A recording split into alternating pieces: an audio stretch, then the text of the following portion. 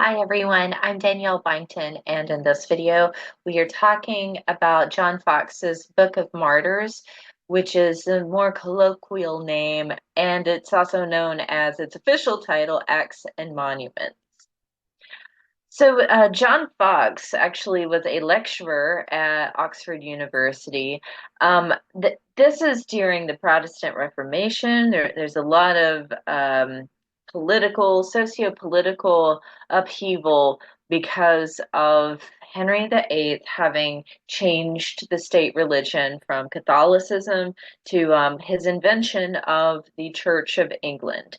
Now, often when you are reading about the difference between Catholicism and the Church of England, you often see the Church of England thrown under this umbrella of Protestantism because when you read about the 16th century and the Protestant Reformation, um, it it, it just kind of it's because it's not Catholicism, it gets lumped into the Protestant basket basically. But it's not Protestantism per se, necessarily. So we have similar elements, but there were lots of different types of Christianity splintering off during the Reformation across Europe and in Britain. So I know that can be confusing, but just so you understand like what was going on there and how that's related and to Henry VIII changing the state religion in England, but then also Martin Luther and Lutheranism beginning in Germany at this time as well. So he creates a text called Acts and Monuments, but we usually just refer to it as the Book of Martyrs. Now, it's first written in Latin, but then you see that it's later reproduced in other editions in English, and you can imagine that's also meant to appeal to lay people because English is more of the vernacular. It's what the everyday person is speaking. So even people who are not that educated, if they don't know how to read Latin, then they would be able to partake in this text because he wrote it as a sort of history of martyrs in a sense of celebrating them for what they sacrificed as a martyr. Now, he was not a Catholic, which meant that he could very well be collected and executed. So, if you weren't a Catholic at this time, especially during the reign of Mary the First, because if you've ever heard of the nickname Bloody Mary, she is Bloody Mary.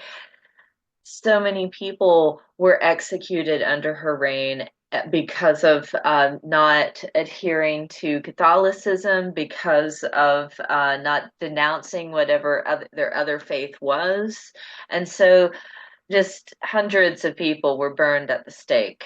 And executed in other manners as well. And allegedly, John Foxe just narrowly escaped his own arrest to be sent to be executed.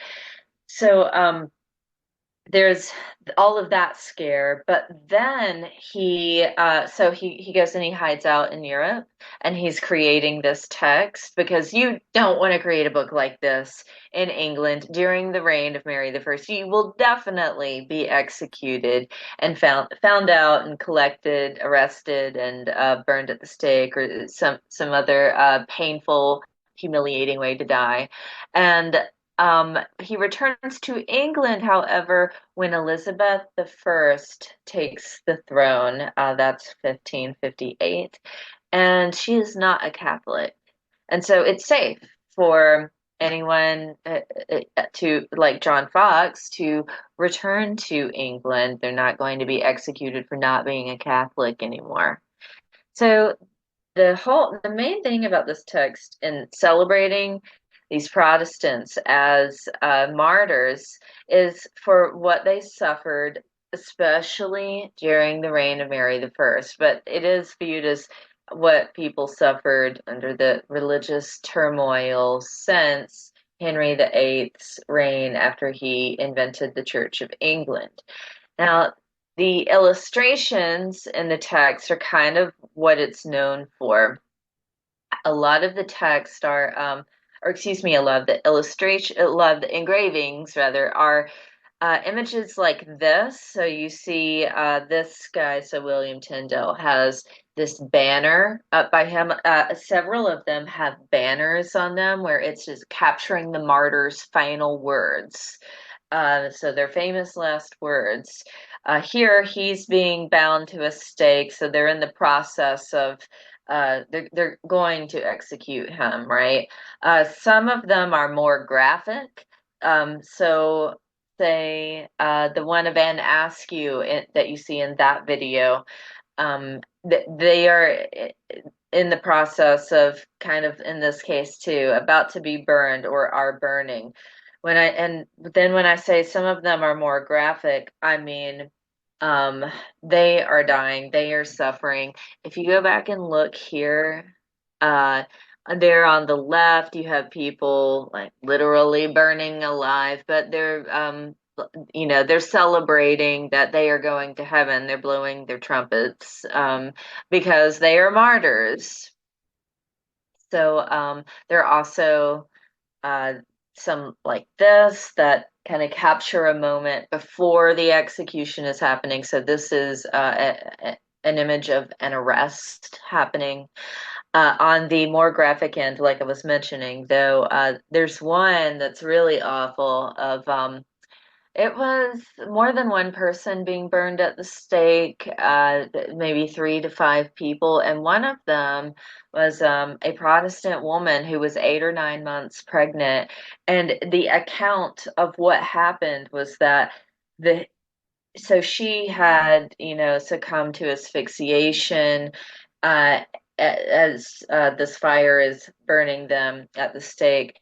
But the heat of the fire melted her skin, and because she's 8 or 9 months pregnant, the baby popped out into the crowd, like her abdomen burst, and people were like, "Oh, like trying to take care of the baby, get it cleaned up." But then the executioner comes over and is like, no, the baby's a Protestant too, and threw it back into the fire. So yeah, that's really gruesome and awful. People have been killing each other over religion for millennia. So that's like a paradigm of like, we haven't changed much as the human race. So, a couple of other things about acts and monuments. So, in the Anne Askew video, I pointed to the clink.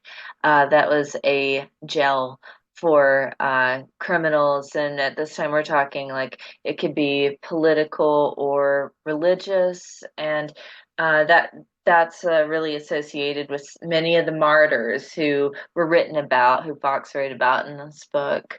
The official title is something else I want to point out too because it's so absurdly long.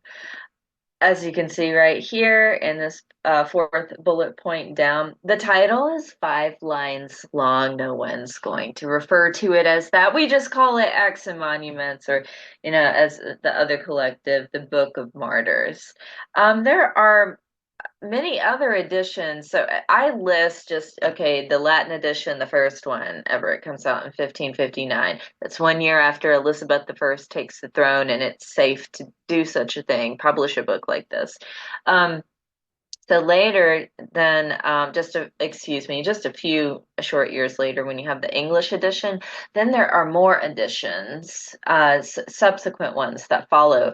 And so that 1563 one, about 1,800 pages, that's, if you are a student in my class, if you happen to be using the physical text for the Brit 1 course, that's about the size of your volume B, the 16th and 17th century book. So it's a pretty good size collection of like, wow, there were that many martyrs to write about, that many people executed. And these later editions after 1563, like it just kept getting bigger and bigger. You can look up some of these online, like antiquarian bookstores, and even on eBay. And I mean, some of them go for 5 figures, these much older ones, date back to the 16th and 17th century. But even by the 17th, and I've seen some from the 18th century, they are absolutely massive. And something about these also that I don't have on this bullet point, you're talking about a book that is as big as the Bible.